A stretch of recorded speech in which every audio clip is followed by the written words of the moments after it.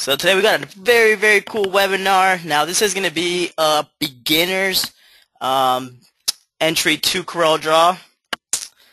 Yeah, Bethany said just a tad bit cold, but I'm sitting in bed with my two pups. Not a bad deal though, Bethany. Not a bad deal at all. We'll be doing the same a little bit later after the webinar is over. Alright, so yeah, like I was saying, this is going to be a very beginner webinar. Obviously for those beginning to start out, or excuse me, starting out with CorelDraw. Now I do got a couple more people filing in, so I'm going to just wait a couple minutes here before we get started. And I do want to show you guys something before we start. Have you guys actually been to our tutorials page on the website right over here? So can you guys see my screen right now? Can you guys see the Rhinestone World page? Awesome. Okay, awesome. So yeah, as you can tell, we do have this tutorials tab in our our home page here, and basically what we have at the bottom down here is where you'll see documentation. And if you click on the documentation, we have a very, very cool sheet down here. It is the TRW Stone Wizard and Corel shortcuts. So have you guys actually ever seen this before? So very, very cool sheet with a lot of different shortcuts, a lot of very useful shortcuts when working in Corel. Obviously this is just a CorelDraw training, so I'm going to stick to that. But you can also see at the bottom we have the TRW Stone Wizard shortcuts as well. Again, just to make your life easier. Now I see Renee says, no, okay, so you have never seen this shortcuts sheet right here? Yeah, so the great thing about it is completely free to anybody. Anybody can come in here and check out this sheet right here with all of your different shortcuts for CorelDraw. So very simple ones such as copy.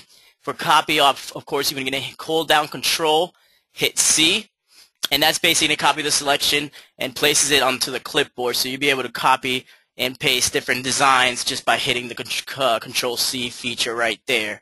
Rochelle does have a question, and she wants to know which file is best file to use to work with CorelDraw and the Wizard, EPS or SVG. Why? Now, Rochelle, the great thing about CorelDraw, and one of the reasons why we chose to work with CorelDraw and when creating our Wizard, was because it gives you the option to bring in a lot of different file types. Now, either EPS or SVG will work just fine when working with CorelDraw because they're both compatible files with CorelDraw.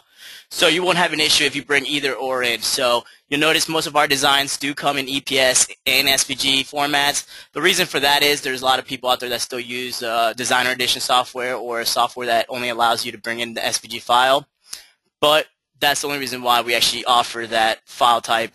Otherwise, like I said, EPS or SVG when working with CorelDraw, it is a graphic designing software. So you can bring in a lot of multiple different file types in there to work with. So EPS or SVG will both work just fine. Alright, so some other good ones we have here is paste. We have hold Control V to paste an item in there. Convert to curves, Control Q.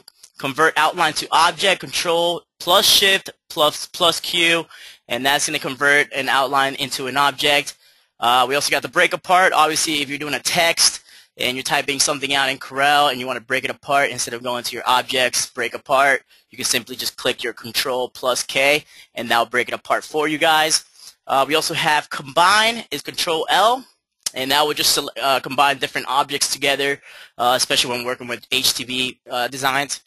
You can combine all the different different objects in the same color together, so that way you have one template when cutting out the vinyl design. We have the envelope tool, which as you guys can see lately, we've been using a lot of the envelope tool. For that one, you can hold Control and hit F7. Group, another very useful tool when working with Corel. That's Control G, and that's just going to group all the selected objects together for you. And of course ungroup, which is going to be Control U, and that's just going to ungroup all the selected objects. So you can group it with Control G, ungroup it with Control U. Very simple. It's very easy to remember there. Import, Control I, and that's just going to import all the different designs from your, if you have a Dropbox or your desktop, wherever you save your files to, you would do the import feature to bring those files in there. Open, Control O. Now that's for, and I'll show you guys when we get into the actual Corel part of it, but basically that allows you to open all Corel files. So you can save a file, save as a file, and that's going to save it as a CorelDraw file, which you won't be able to open in any other software. But if you want to save, like Rochelle was talking about earlier, the EPS or SVG, in that case you would do an export feature. And like I said, I'll go over that when we get to the actual Corel part. Some other good ones, some other simple ones, snap to grid, Control Y, one that we use very often. I'll show you guys what the grid is. Undo, ungroup, zoom to fit. So a lot of different shortcuts there to help you guys out to really make the designing process a lot quicker. So that way you can get the product out to your customer a lot quicker, which is ultimately what we all want there. All right, so let's go ahead and go to our CorelDraw. So has anybody seen, does anybody think that's going to be very useful for them as far as when working with designs in CorelDraw? I mean, this is something we use quite often just because we have it all on our desk, so that way we can reference back to it. And again, basically what we're trying to do is cut the time of production, so that way that's why we create the shortcut list here. And of course, we're always adding to it as we figure out different ways to do things. You're always adding to this list. So make sure you guys reference back to it. Again, it's a free document for you guys there. Print it out, put it right in front of your computer. Again, just going to save you some time in the long run. All right, so let's go ahead and go back to our CorelDraw here. All right, so as you guys can see, we're using X7 today. Now, I do have a quick question for you guys. Now, has anybody actually never worked with CorelDraw or just starting out with CorelDraw? And if so, what version of Corel are you guys working with? All right, so I see just starting out X7, just starting out 6, 7. All right, so awesome. Looks like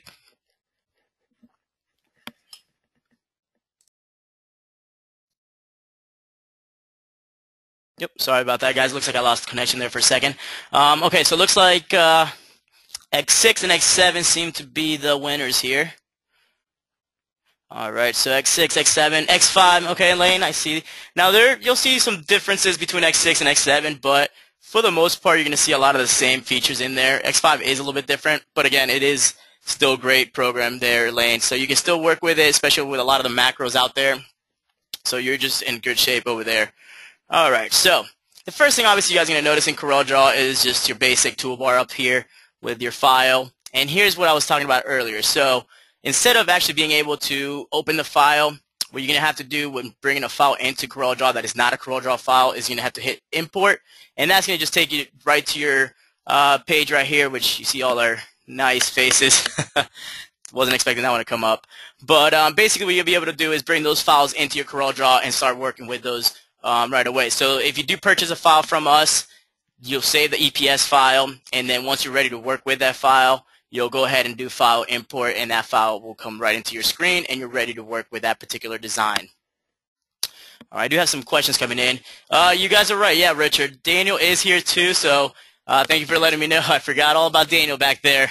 Got all excited about teaching the webinar here. But yeah, Daniel is in the background answering all the questions for you guys. He's going to be able to answer as much as he can, and I'll try to answer as much as I can while they're coming in here. So make sure you guys ask as many questions as you want.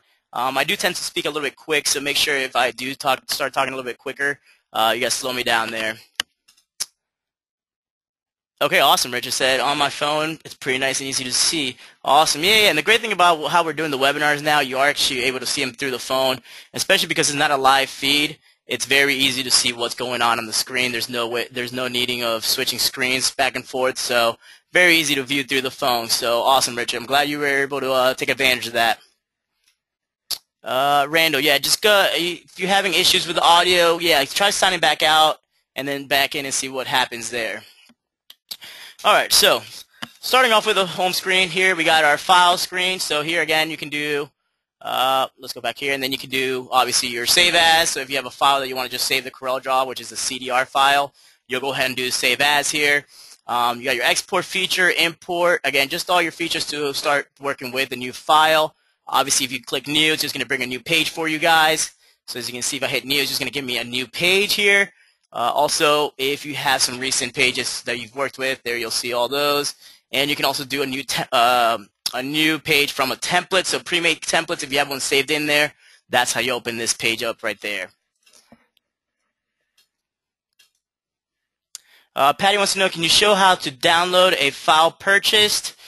Yeah, let me see what I can do for you here. So let me go ahead and move this out of the way real quick for you guys. And let me see. So I'll actually show you guys how to bring in a file. All right, so let me just get this out of the way real quick, and I'll bring one in here.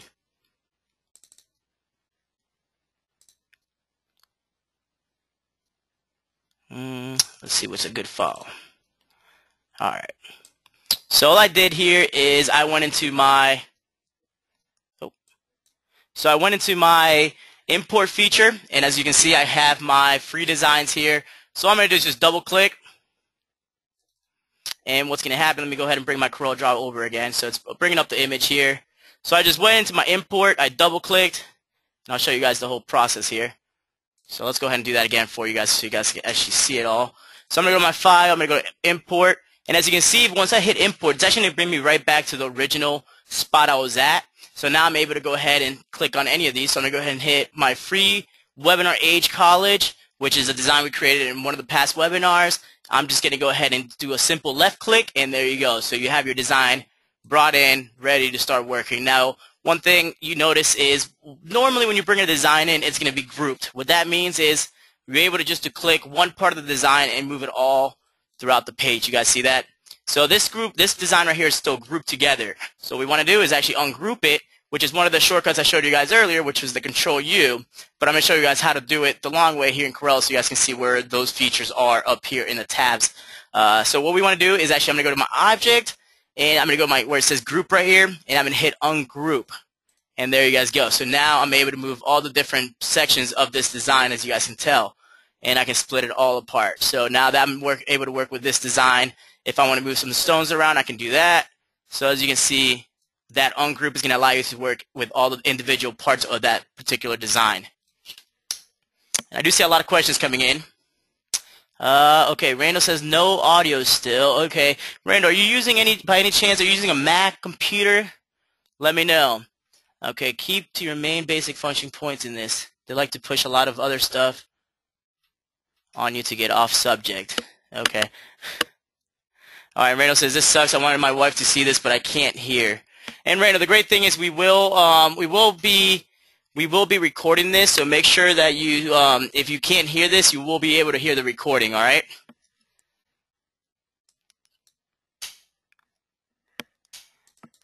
All right. So let's go ahead and move on. So now what we're going to go to is our edit tab here. So the edit tab is another useful one that we use. You get your undo, redo features here. So let's just say you create a design, and let's just say we have this created, and we go here, and then all of a sudden you deleted it accidentally, but you want to bring it back. All we're going to do is go to my edit, undo, and there's your design right back. Or you can do your Control Z, which I showed earlier in the shortcuts, which is going to also bring that design back. It's going to undo what we just did.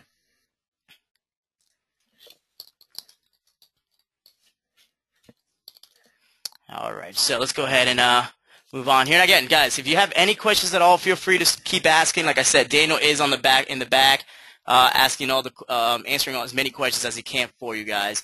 Jeanette said, "Can you show how to set up a monogram with a text that is in the software?" Jeanette, that's more of a complex feature in Corel. I kind of want to stick more to the basics and just the basic tools, so we don't want to get too far away from that part of this webinar, right? Now, we will be doing that in future webinars, but like I said, this is more of a beginner webinar. I just want to stick it to that, all right?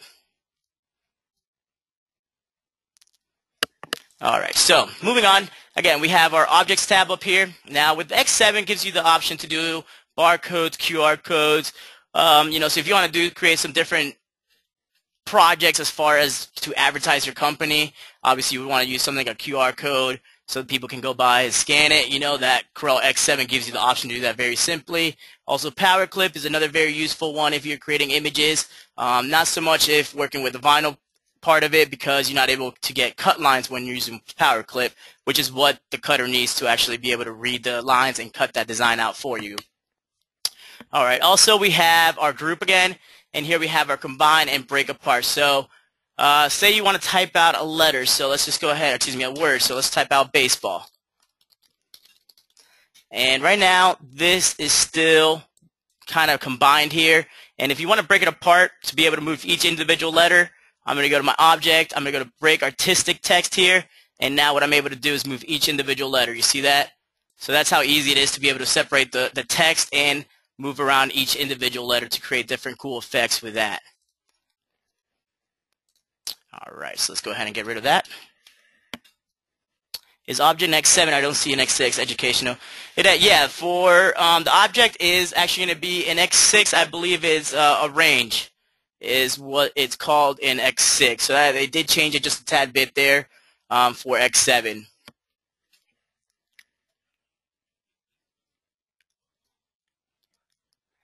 Joanna wants to know, how would you line the text straight up and down? Now, Joanne, are you saying just kind of just run one on top of the other? I'm not exactly sure what you mean by that. Okay, so in that case, you can also hold Control. So let's go ahead and go back. So I'm gonna hit Control, Control, Control Z, and bring it all together. One thing you can do when typing it out is if you hold the letter and hold Control, you can move it down and hit Copy, and then you can type over it and hit your D, and then you can do it that way. Now there is another method to do it. Now I do want to kind of, technically I'm not supposed to go over that one today because we are doing something with it in the next few webinars showing how to do the process of actually making it vertical. So it's going to be, again, that's going to be more of a complex webinar, so I kind of want to stay away from that part of it and just show the basic tools in this webinar, right guys? Sandy, perfect question. I'll actually show you guys how to do that, actually get to that part here momentarily. Alright, so let's go ahead and move on. So again, back to my objects. Now I got my group here, so you can ungroup all objects. You can also hide the objects. You can also lock the screen. So let's just say you bring in an image from outside and you want to trace it. What you can do is I'm going to go ahead and just, all I did was a right click, copy, and I'm going to go to my screen here. I'm going to do a right click, paste. And what I got is actually the picture we posted the other day on Facebook. So if you were to do something, you can actually, if you wanted to trace this image with your B-spline tool, what you would do is click on your design. I'm going to go to my object here. I'm going to do a lock object. And now what happens is I can't move that design. So I'm actually able to go ahead and get my tools here. And if I wanted to actually trace around without having to worry about that particular design in the background moving and changing spots on me. So that lock feature is very useful. And you can also just do a right click and do unlock, or right click and do lock as well right here. So two ways to go about that. You can do lock the design down, and then now we can trace it. It makes it a lot easier when actually trying to trace an image in Corel. Bobby, the QR codes are, let me show you here. Let me see if there's actually an image of it. Alright, so let me see. So this would be a QR code right here. And basically has your information in there. Most phones now have an app where you can actually scan the QR code, and when it does, it takes you right to a link. So you can basically customize that link to take you right to your website, your Facebook page, wherever you want it to kind of advertise. That QR code is there for that. So basically what happens is you have a customer will walk by your storefront and you have a QR code right there on the front, like we have one at our storefront at the Shirts and Stones, and it's a big rhinestone one at the front, just kind of captures your attention. And of course the next thing is, well, does it scan? So, they go ahead and try to scan it. It does scan, takes them right to our website, shows them exactly what we are able to do, and then they get interested, come in the store, and go from there. So QR codes can be very useful, very unique tools there to kind of advertise and promote your business. Sandy and I, like I said about the text on curve, I'll show you guys here that in a second. All right, so now that I got this picture up, I'm actually going to show you guys another cool feature of CorelDraw. So another thing you can do when bringing in just an image from the outside, like a PNG file like this is you can do a trace bitmap. And you'll notice the trace bitmap, and one of the most common questions we get is, I don't see the trace bitmap option. And the reason why is because, as you can tell, if I don't have a bitmap, or a PNG file or a JPEG in here, you'll notice that option is not there. But once I do click on that image, what you'll see is the trace bitmap feature here. And if you click down, it gives you all the different options of technical illustration, line drawing. It'll also do a quick trace for you. And basically what this is going to do is just convert this image into a vector image. It's just going to convert into a bitmap, so you're able to actually go ahead and switch around the nodes and work with the nodes and do different things with that design to make it into a vector file. So here you got your line art logo, detail logo, clip art, and all you have to do is just click it once. It's going to run through the process here. Now this is a very detailed design, so it's not going to do much there. As you can tell, it's very distorted there, but you can tell what that trace bitmap did. So now if I click OK here, what that's going to do is now I'm able to work with this particular design. So right now, this design, there's not much I can do with it. It's just a single object. Nothing I can do with that design. But if I look at this one now, and I go to my object on group, now what I'm able to do is I can actually move the different pieces from that design. See that? So I can actually work with this design because now it's a vector design, and I can actually, if you go to my wireframe, you can see there's cut lines around all the images in this design. So you actually, this would be able to cut out. Obviously, it would be a nightmare to weed, but technically, it would be your cutter would recognize this image. All right, so let's go ahead and go back to my normal frame here. And another cool feature there is the wireframe view. Kind of just accidentally ran into it, but I'll show you guys here. So what I did there, if you actually want to see what the cut lines look like, so let me actually go ahead and show you what I mean by that. So let's go ahead and type out, and we'll type out football. So let's see here, and then we'll do a brush script font. Actually, this is probably the only time I bring out the wizard, but I'll go ahead and show you, bring it out just because it's a little bit easier to find the font I'm looking for. Alright, so if I go to brush script here, what you'll notice in this particular design here is that it's a cursive design, and it looks like it's all it's all blended in and rolled it together. But if I go to my wireframe view, which you can access by going to your view wireframe, what you'll notice is that there's actually a lot of different cut lines in here that are overlapping, and it's going to give you a bad cut when you actually send it to your cutter. So what that tells you is actually that you need to weld it together. So that is actually just one smooth cut. So what I'm going to do is I'm going to select my design. I'm going to go to my object, and I'm going to go to my shaping and weld. And that's all that's going to do is just convert that into one flowing cut line design there. So now you're able to go ahead and send it to your cutter, and there's going to be no odd cuts because it's all welded together like that. And of course, you wouldn't be able to see that unless you were in your wireframe view. So we always recommend before you actually send something to your cutter, make sure you check out that wireframe view. It's going to be very helpful to recognize different objects or different little pieces in there that might not allow the cut to go as smoothly as you want it to go. Also, when you're creating a mock-up, you'll notice sometimes the wizard will freeze up and kind of clog it up, and you don't know why. But if you go to wireframe, you'll see that there's extra pieces in there that's not supposed to be in the design, and that's what throws it off. All right, so moving right along. Now, another very cool feature here is one that not a lot of people know about is obviously your snap to tools right here. So let's just say you're working with different designs, or maybe you want to make sure that, and all I did to drag out the guideline there, I'm sorry, let me show you guys here. So if you guys want to use guidelines, all you have to do is reach out your ruler up here, and now all you have to do is just drag it down. See that? So you can drag it down, you can drag it to the side, and now you're able to center a design a lot easier. But now if you choose your Snap to Guidelines feature here, what that's going to allow you to do is basically create a design and just snap it to that particular corner. So if I go right here, it's going to actually snap it right to that guideline. You see that? So it makes it a lot easier if you're working with, especially with the older files, if you're working with an alphabet that's older, that you actually have to manually move each individual letter. This would be a very, very useful trick for you guys as far as using the snap to guidelines, because it's going to allow you to snap each letter to that guideline and make things a lot easier when centering the design or centering that word. And I do have some questions coming in. Okay, Bobby. Okay, Bobby, awesome. So you do get it now. Perfect. Awesome. All right. And also, now, are you using education? Okay. Because for the X6, there are some versions of Corel that won't work with some of the macros. Are you working with any macros at the moment right now? Let me know there. Okay, so moving on. Another cool thing we have in the tabs up here is your workspace area. So notice how we have right here is a square, which is our workspace.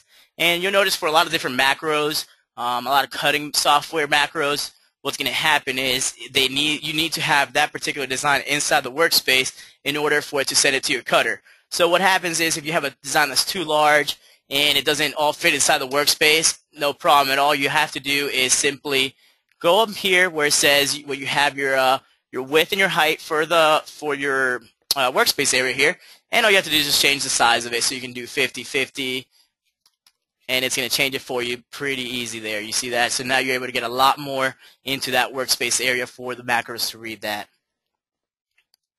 Okay, and that's it. Okay, so it does work. Awesome, awesome. Glad that works for you. That I know we've had some problems in the past with different versions, maybe the student educational edition, especially where they were having some issues formatting and being compatible with the macros. But you know, it looks like in your case it's something that it did work out for you, so that's awesome. Jonathan, are the snap to guidelines only linear, or can you set them to arch, text, and other positions? Yeah, also, that's a great question there, Jonathan. What you also notice here is I have it selected to snap to objects.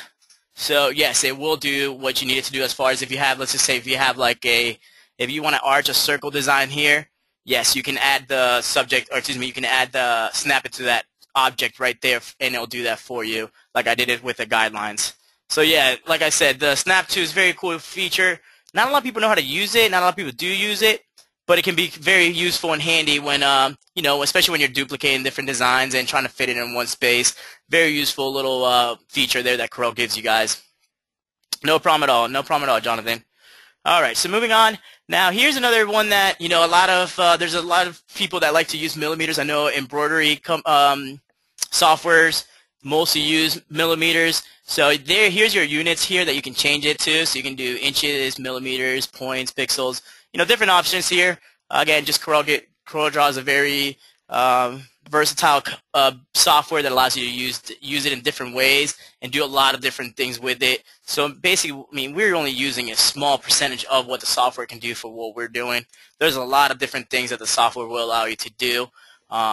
That's really, really cool stuff. I mean, you guys can YouTube all sorts of videos on stuff you can do with CorelDraw. All right, so let's go ahead and move on here. So as you can tell, one other thing that you'll notice here, this is actually a custom toolbar that we've created for CorelDraw. So you guys, if you don't have the TRW Stone Wizard, the newest version, or excuse me, the 2.10 or older, you won't have this toolbar down here. And one way to change that is here, if I go to my options here and I go to my workspace, what that's going to give you is the different options here. So what I went under is my tools and options, and now I have my workspace area right here where you're actually able to kind of customize that workspace. So you can actually switch the workspace if you're used to working in Adobe. You can click Adobe here, and it's actually going to send you, it's actually going to convert this workspace area into more of an Adobe look. The classic look, so the older look of CorelDraw. The default for X7, which is it's very similar to the X6.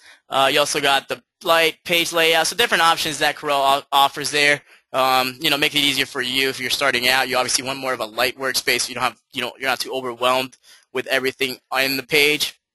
As you can tell, we have TRW Stone Wizard, which is our own personal toolbar workspace that we've created there. So that's actually what will be installed if you guys go ahead and download the TRW Stone Wizard.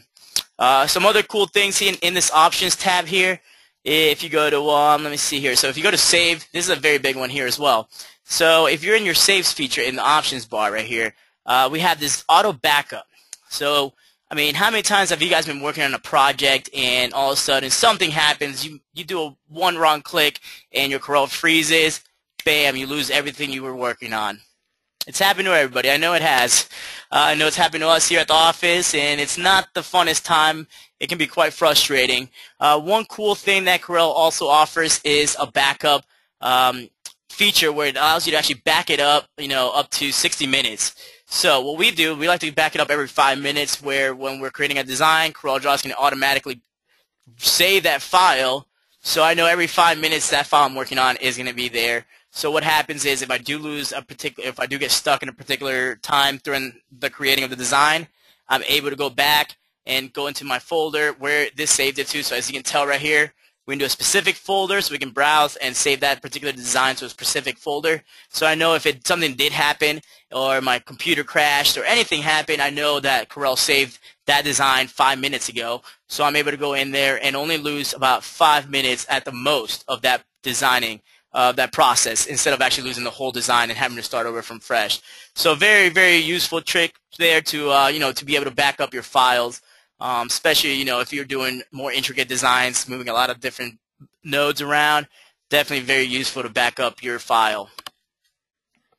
All right. Also, we have all the different features here. So here you can do a lot of editing to your actual profile or your actual workspace area.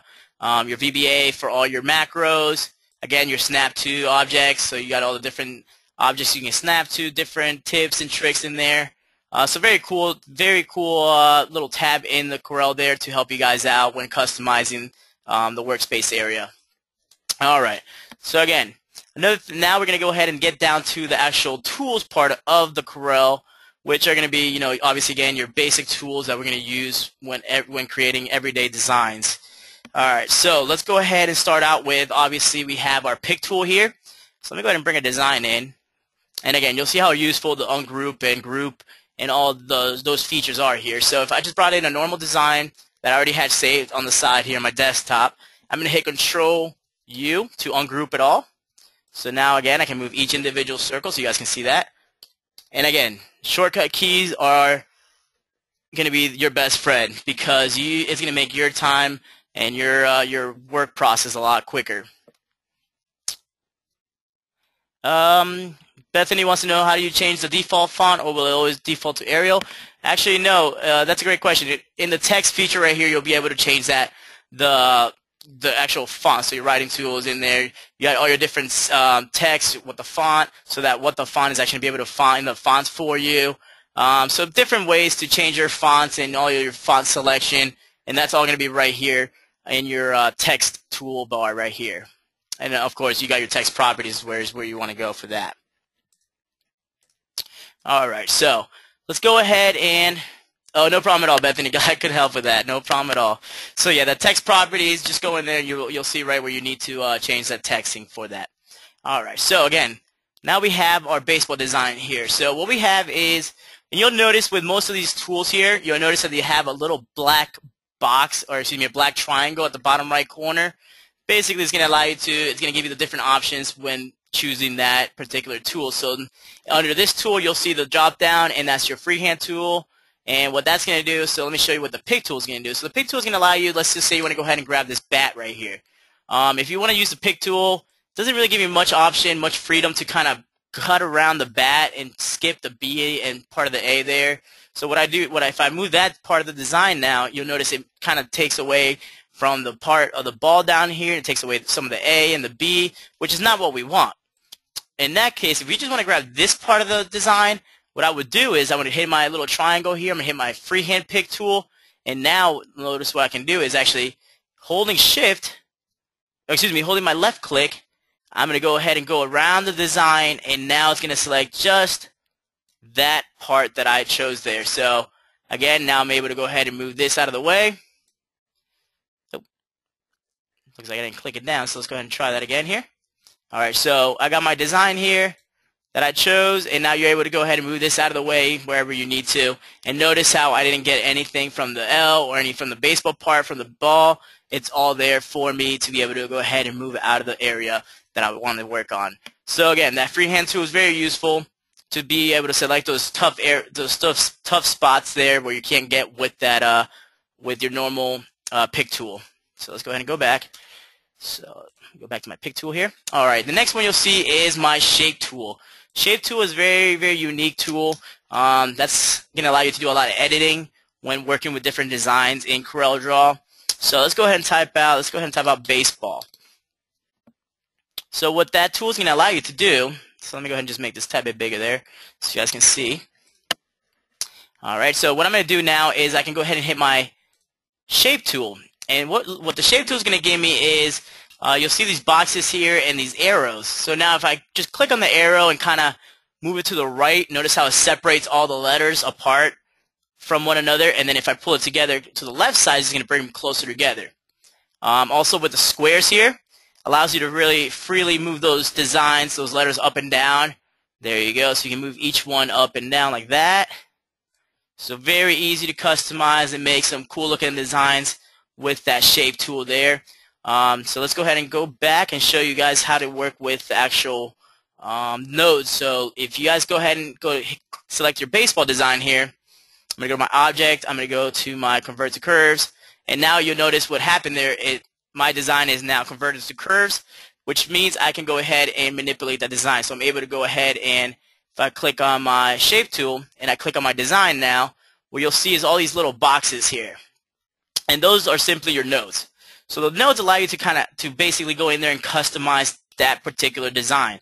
So if I want to switch around this E and kind of do a cool different effect to it, I can go ahead and start moving around those nodes, and you can see that it starts doing different things to that shape or that object or that design that you're working on. So now you're actually able to go ahead in here and just move those nodes around, and again just kind of get crazy with it and create some cool looking effects to that particular design. If you need to go back, just go ahead and hit your pick tool. Bam, so there's your design. If I go to my wireframe, you can still see there's cut lines.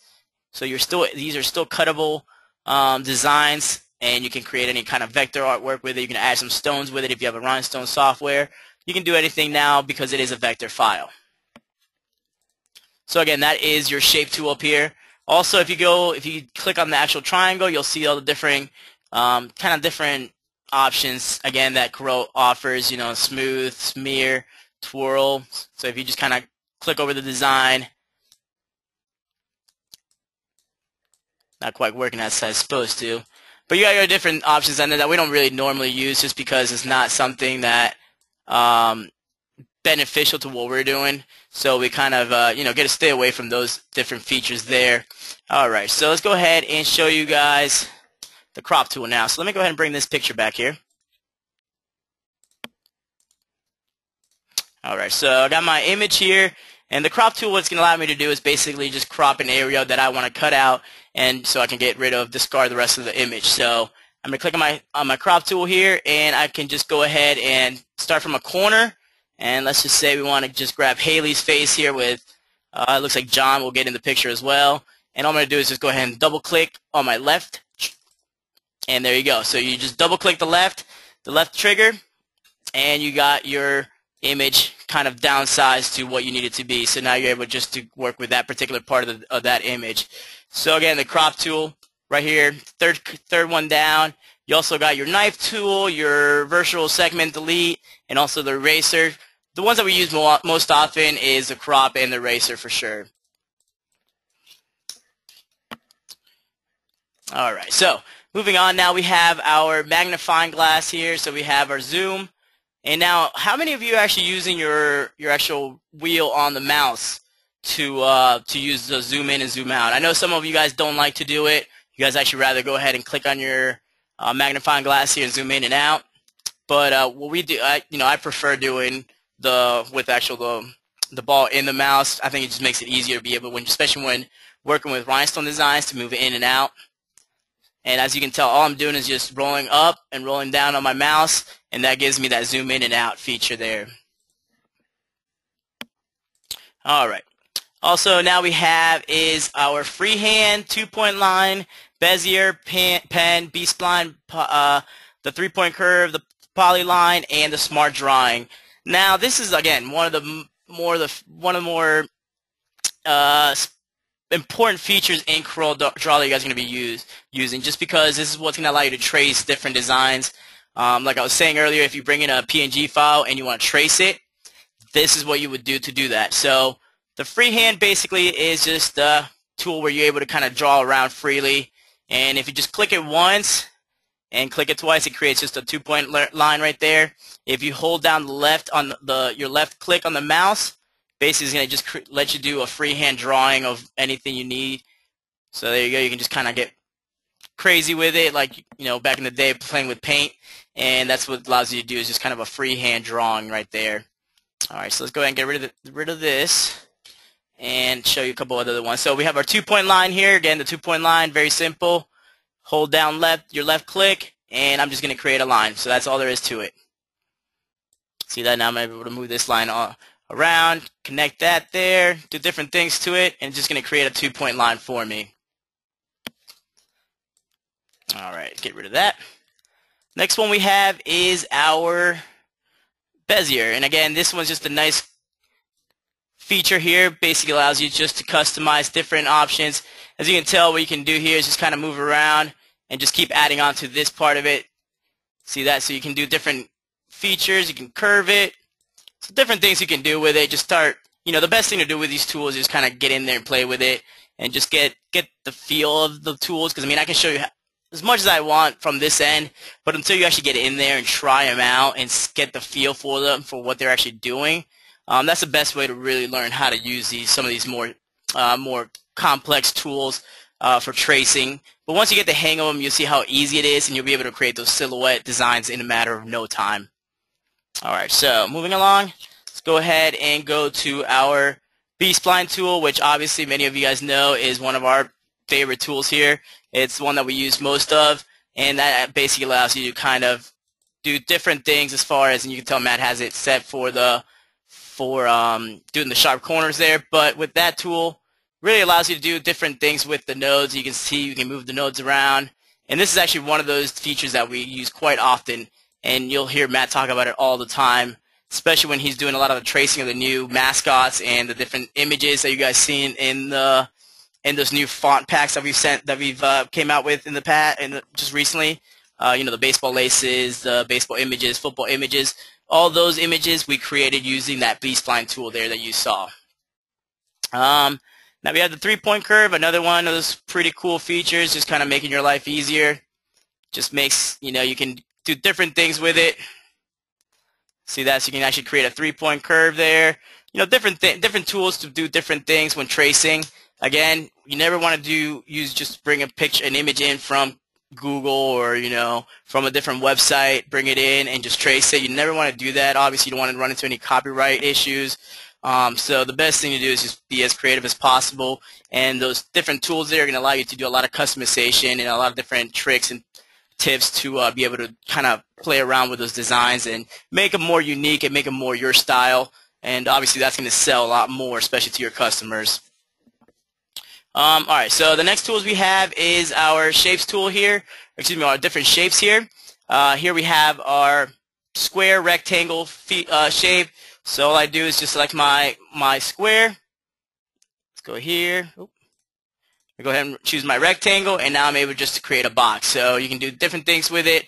Now if I go back to my shape tool here, so I'm going to go to my shape tool, and here's a cool little trick that you guys can do. Just click on the shape tool, and you'll see the boxes come up in each corner here. Now what I'm able to do is just kind of select that box, and I'm able to do different things to that particular square now to give it a cool little effect. So all I did was select my shape tool up here and clicked on the box, and now I'm able to kind of add a different look to that box. So you'll notice a lot of our mock-ups, they have this kind of shape in there. That's how we created that. Just very simple, being able to move the nodes around to create a different shape for that particular design. Alright, so here we have our ellipse or three-point ellipse. Again, just create a circle, and then if you come up here, you'll see where you have your where you can actually complete the circle here. You got your different options. Also, we can get that half circle here, and you can change the different degrees here on the side as well.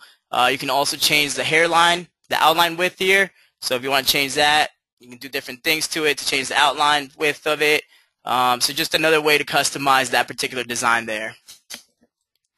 All right. Here is one of the coolest things about CorelDraw. It already gives you designs already in CorelDraw. So you have a lot of designs already in there pre-made. So you don't have to go out and look for one. You don't have to go out and spend money on it. So if you want to create a star, go down here to your polygon option, and I'm going to click star, and all I'm going to do is just basically left click, hold, and just drag it out, and there it is. I got my star. And now what you guys notice on the right hand side here, I have all my different colors. So now I can go ahead and change that color of that star here.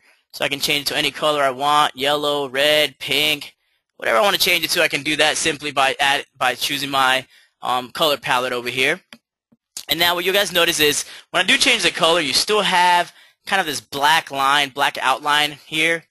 And have you guys ever run into that? Have you guys ever actually noticed that? Well, I'm going to show you how easy it is to actually get rid of that particular outline there.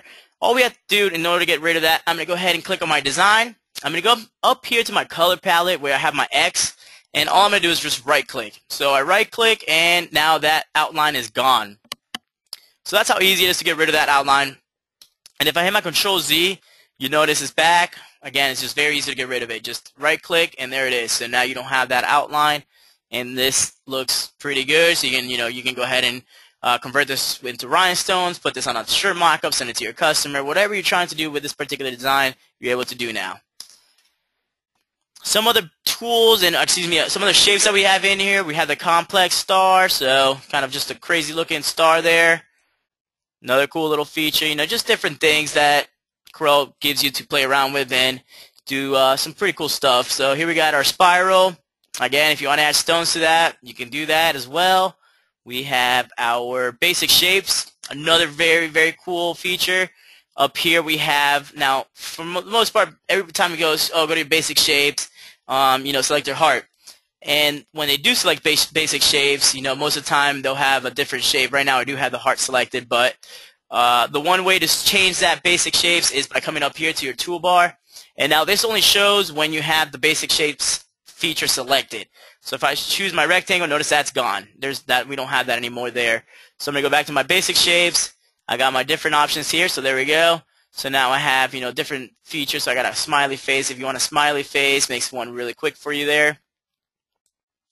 So a lot of different little tools, a lot of different shapes in there for you guys to work with. There's a teardrop or a water drop, raindrop. Let's see what else. Just cool different shapes there. Just different things to customize. I mean, here you can do something cool with the border, and then you can do some writing in the inside. A lot of different things to work with. Alright, so I did want to show you guys one thing before I forget, is the fit to text path, which I know somebody asked about earlier. And let me go ahead and bring back my ellipse tool here. And now we're able to go ahead and do something with our text. So what I'm going to do, I'm going to select my text tool right here, which was the next one on the list. And all that text tool is going to allow me to do is basically go ahead and type out some words. So I can go up in here and just type out baseball. And very quickly there, so I got my baseball typed out. I can change the font up here, so you can change the font to anything you guys need it to be here. Oh, let me go ahead and select my design. I'm going to go here, I'm going to go and notice how it changes that font. So very quickly you can go through all the fonts here. It gives you a nice font preview up here, what the font's going to look like. So you can change it to anything you guys need it to be. You can also go to my text tool up here, and I can go to fit text to path. And I can just go ahead and drop it on my path, which is the ellipse I created. And now I'm able to kind of customize it and change the size to it. So you guys can see I can increase the size, decrease the size. And once you got the wording right where you need it to be, centered, and everything's good to go, all I'm going to do is I'm going to double click on my circle down here, oval circle, hit delete. And now what you have left over is your arched baseball word right there. Does that make sense? That I know it kind of went through it pretty quick there. Does anybody need me to repeat that? Janet, the size. How am I changing the size of the font? Oh, I'm just basically clicking on the font, and I'm just selecting my square here, and I can just increase the size, decrease the size. Notice if I go down, it changes the actual direction of the font. So different ways just by grabbing my little box here in the corners. It lets me adjust the different that font to different styles, so I can change, make it mirror it, I can bring it down, I can change the size of it, different features there, different tools to use to change the font around. Alright, so let me go ahead and try that again. So we'll go ahead and do football. So you can do two ways, you can type out the word first, and you can do and then you can do your path. So let's go ahead and create a path here. So let's just say this was a baseball inside, or excuse me, a football, so we'll make it more like a football here. So let's say this was a football and you wanted to add football to the outside. I'm going to go ahead and just change the size just a tad bit here. So I'm going to select my text that I want to be on the path. And then I'm going to go ahead and go to my text tool up here. I'm going to go to my fit text to path. So again, text, fit text to path. And now, as you can tell, it's actually going to give me a preview. So the blue right there is going to give me a preview of where that letter is going to go. Excuse me, that word's going to go. So if I want to put it here, no worries. Just go ahead and drop it in that path right here. And now you're able to kind of increase the size of the font, decrease the size of the font, maybe spread it out some. So just different ways to do it, but it's still going to be on that path until you double click and delete, and there you go. So you got left over is your football, around that path, so it can go fit perfect around that football or that ball or whatever you're trying to fit it around. And you got some questions coming in. Was there a center button for that text to the object you used? Center button? I'm not sure what you mean by a center button there, Jonathan. Now, the one thing is, let me go back here. The one thing is, you'll notice it when I do text to path. If I go text to path here, it is going to give me a red line. Oop, did you guys see that? Let me go ahead and make it just a tad bit bigger there. Let me go to my text, fit text to path. And what you'll notice is it gives me a red line there. You guys see that red line? That's the center. So that's where I know how to center it, is through that red line there. Okay, perfect. Yeah, so that red line tells you where the center is. So you're able to use that as a centering kind of registration mark there. No problem. How would you fit the text to the bottom of the circle? Okay, Joanna, perfect question. So in this case, what I would do to the bottom of the circle, I'm just going to go ahead, and up here you have your mirror. So your both mirror options. You have your horizontally or your vertically. So what I would do in this case, I'm going to go ahead and move this down. So as you can tell here, let's go back here. So there's a couple ways to go about it. I'm going to move it down here first, and then what I can do is I can just flip it, and then I can move it down. Let me get it from there. So what happened is I got the whole thing selected. So let me go ahead and let's go ahead and try this again. So I'm going to go here, select that, and now you see how I moved it down. So I just dragged it down, and there it is. So I just did I mirrored it horizontally, then I mirrored it vertically, and then all I did was just drag it down to the bottom. And the biggest thing that was happening earlier, I wasn't grabbing it by the X there. That's why it wasn't allowing me to move it down. But that's how you would do it that way. Did you see that, Joanna? Did you need me to do that again for you?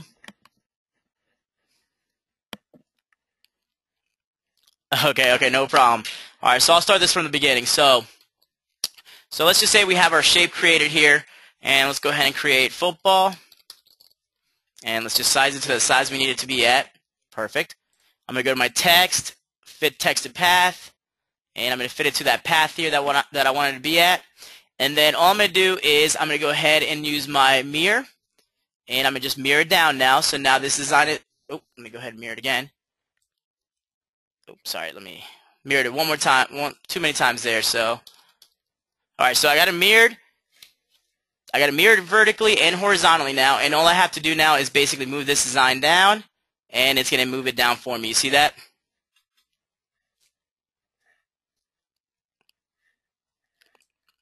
So again, if I move it up, you'll notice how it goes right back to the mirror, and all you have to do now, if you want it back to normal, I'm going to go here and mirror it back. So you see that?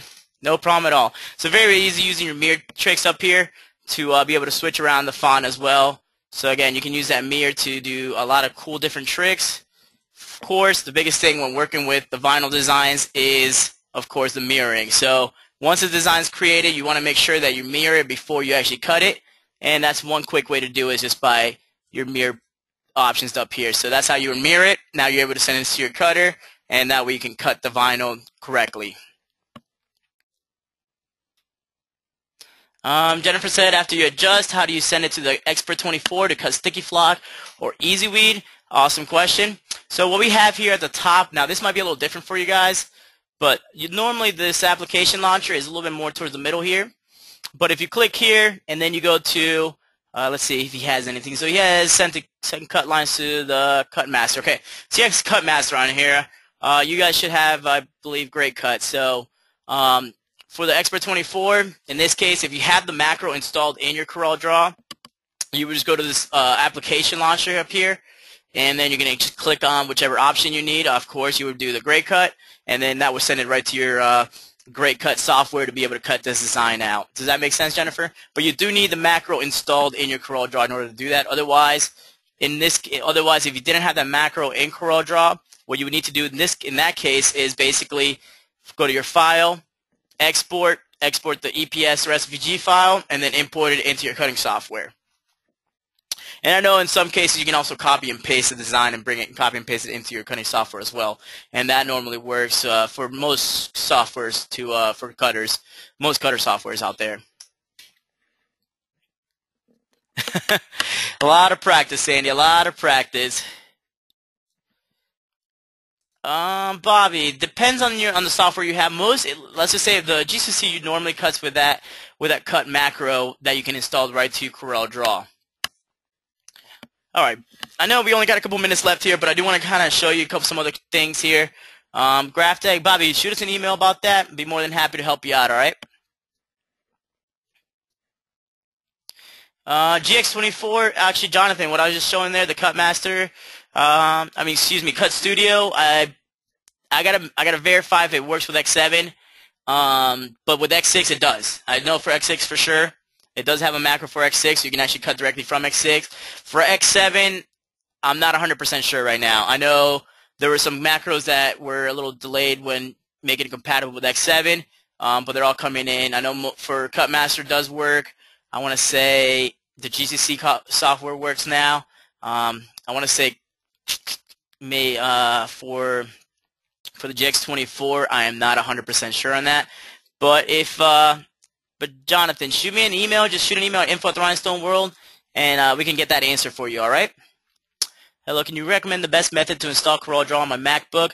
Now, Deanna, because CorelDraw is not compatible with Macs, you will have to get a parallel for your MacBook, which is basically going to convert into a PC, and that way you'll be able to install the CorelDraw into your computer. Honestly, Jonathan, to tell the truth, it might be already compatible with it, and that's something I can ask our main tech manager, and I can ask him to see if it is compatible at the moment. I want to say it is. I'm almost 100%, or excuse me, I'm almost positive it is, but I don't want to give you a biased statement there, and I don't want to say yes and then it's not. US Cutter 871 cutter, will it work? Jeanette, it's not a cutter I'm familiar with. Do you know what software you use for that? As long as it's not honestly, if it's not a laser cutter, it should work though. I believe the US cutters usually work with SVG files, correct? Okay. So Graphic cutter work with X7. It does, Deanna. Actually, I have, you can tell Cut Master is in here.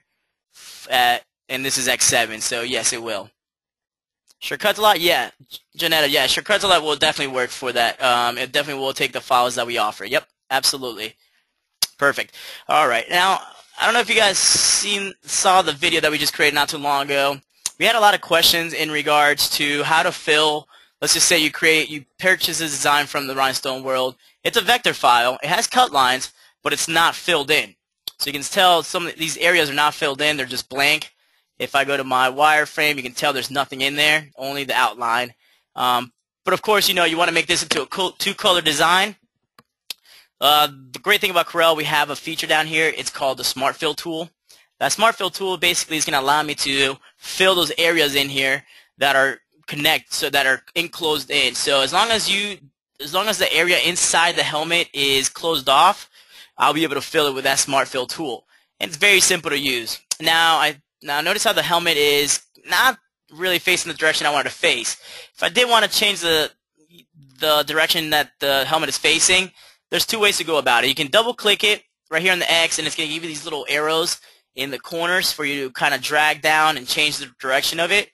Or we can go up here to where we have kind of the arrow kind of going around in a circle, and then we can change the degrees on it. So we can go 90 degrees to the left, and it's going to change it 90 degrees to the left, as you can see that. So it makes it very easy to make it, and it's now the great thing about it is also on a level field there, so you can see it's perfect. So that design is ready. So now we're able to go ahead and create and work with our Smart Fill tool. And again, all I'm going to do is I'm going to select my Smart Fill tool down here and select the area where I want to fill that. So you see that? So it fills it in for me. Very, very easy. So you just got to make sure you hit the cavity there. Perfect. There you go. And you can tell how easy it is to fill that spot up. And there you go. So you're all set. And now what we can do is we have a two-color design. So now you're able to cut this out, and you have a two-color design that you can go ahead and show off to your customer. Of course, if you want to do something like adding a number or something in the middle, maybe their initials, you can do RM, and you want to put that right in the middle. I'm going to go ahead and put it there. And if you want to just let that show through the helmet, what I'll do is I'm going to hold my shift, and I'm going to click on my green, and I'm going to go to my objects, shaping, simplify, and now I'm able to take that RM off, and there you go. So you got your helmet with the inside filled, and you got the custom RM on the side that you can go ahead and, again, put it on a t-shirt, create a mock-up with it. Whatever you need to do from here on, maybe send it to your cutter. From here, you're able to use that custom helmet for your customer's needs. Let's see. Can you cut a wildcat out of vinyl? I checked on the website for a vinyl wildcat, did not find one. Can you cut a wildcat? Yeah, I mean, of course, Janetta, if you have the file, yeah, I don't see why there'd be an issue with cutting out a wildcat image. I don't believe we have one on the website. You can always recommend or send us a suggestion for that. We have a suggestion list for our designers to kind of go down and create different designs for the customers as they come in. Or you can also send us an image of what you need for us to convert, and we'll go ahead and convert using our custom designs option on the website as well. You can submit your design in there, let us know what type of file you need, and we'll convert it for you as well. Alright. Another cool thing about CorelDraw is, obviously, as you guys can tell, it allows you to customize a lot of it. It really lets you kind of show your personality through the software. You can do a lot of different things as far as, one thing that a lot of people know about is being able to switch around the toolbars up here. So you can actually go here, you can switch around the different color palettes, you can move this to the bottom, wherever you really need to, wherever you want to place it. You see now I got that particular toolbar on the bottom here. You can also lock it, so if I right click on the toolbar, I can do a lock here, and now I can't move any of these toolbars around. But if I right click again and unlock it, now I'm able to go ahead and use, by moving it by the little dots at the top. So let me show you here. Alright, so notice how we have those dots here going kind of throughout all the different toolbars. That's how you know you can actually customize and move around, is by when those dots are showing. So I can just grab it, and now look at that. See, so I can move around all the different toolbars and customize my space to the way I like to. Obviously, I'm left-handed, so I kind of work backwards.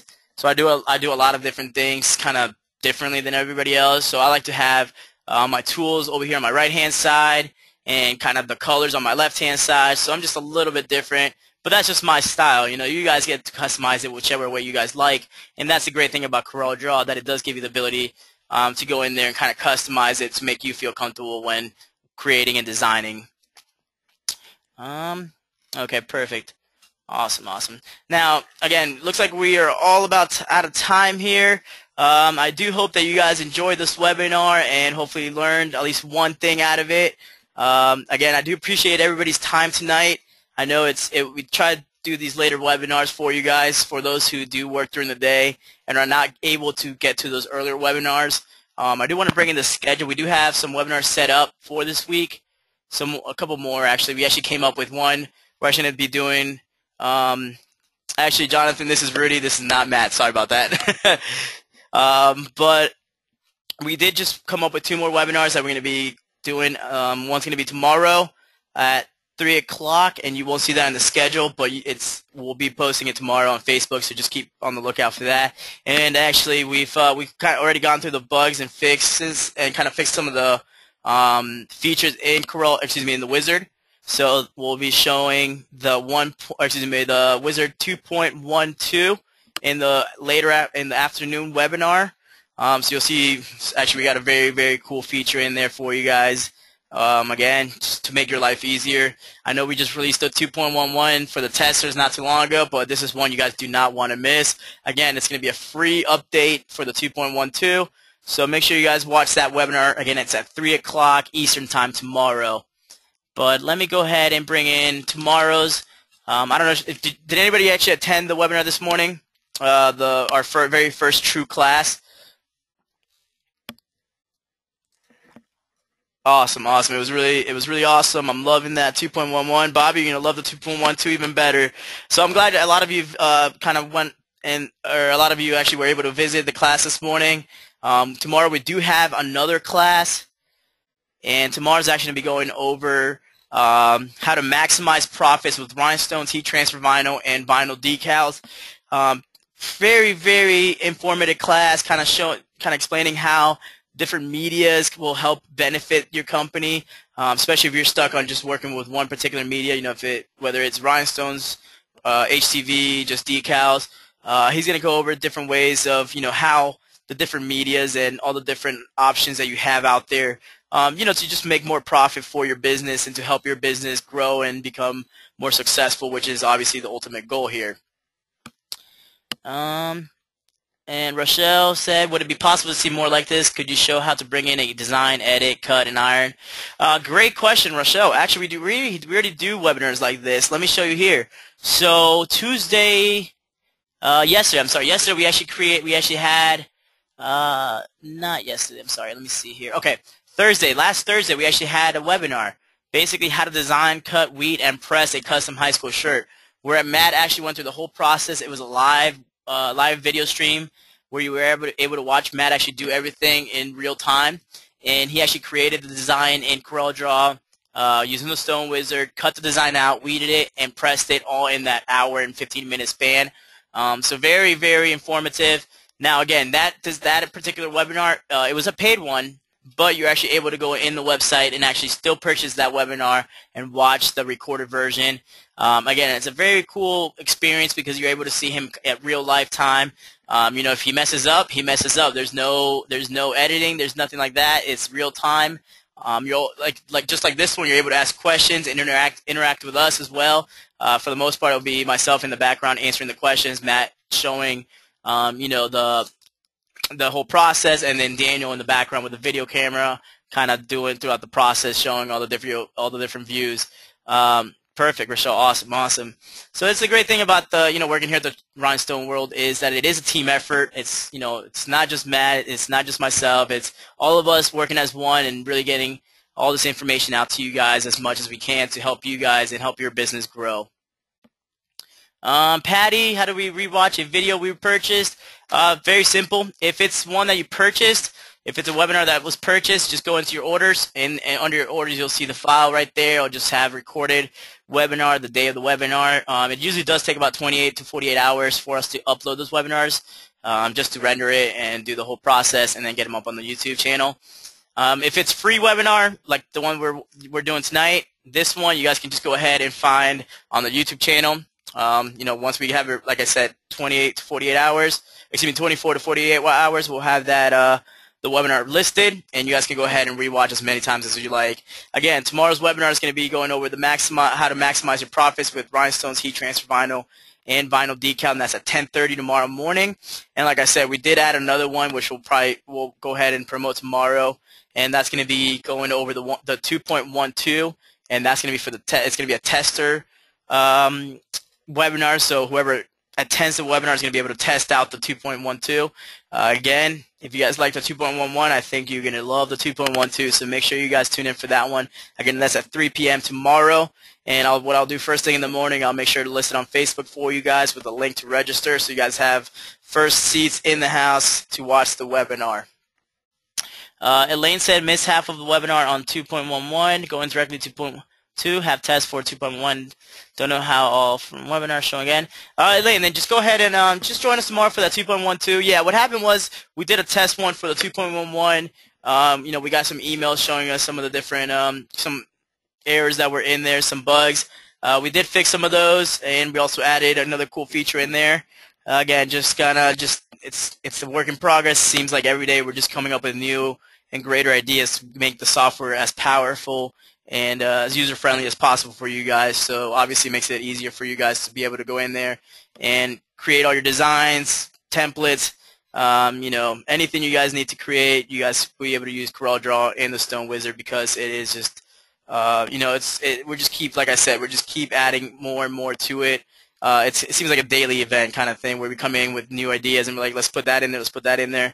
And that's where you see the 2.12 came from. It's just a lot of different ideas thrown in there, and then we got it all together, and now we're ready to go ahead and do another tester webinar for you guys to test out the 2.12. Again, very cool features in there. I think you guys are really going to enjoy it. All right, awesome. Now, like I said, this webinar was recorded. So like I said, between 24 to 48 hours, we'll go ahead and have this up on our YouTube channel. Again, if you guys do have any questions, let me know. I got a couple more minutes here for you guys. And Sandy says, I retire in 196 days, and then I can go to daytime webinars. Awesome, Sandy. Congratulations. That's a huge feat. Awesome. Sorry, what time is the testers class for 2.12? Bobby, that's going to be at 3 p.m. Eastern Time tomorrow. So 3 p.m. Eastern Time tomorrow, and I believe we're also going to have one at 10:30 a.m. Eastern Time on Friday. No problem at all, guys. No problem at all. All right. Well, all right, guys. Well, I do appreciate your time tonight. Hopefully you guys learned a lot today. And like I said, stay warm. It's time for me to go drink some hot cocoa and relax by a fire. I know it's only 50 degrees here in Florida, but that is quite freezing for us. So hopefully everybody has a great night, and we'll see you guys tomorrow. Snuggle the pub. Absolutely, Bethany. You guys have a good one. Everybody say bye to Danny on the other side. And again, if you guys have any questions at all, feel free to give us a call, 941-755-1696, or shoot us an email, info@rhinestoneworld.com. Rudy with rhinestoneworld.com. Doc Brown answering all your questions. Everybody have a great, great night.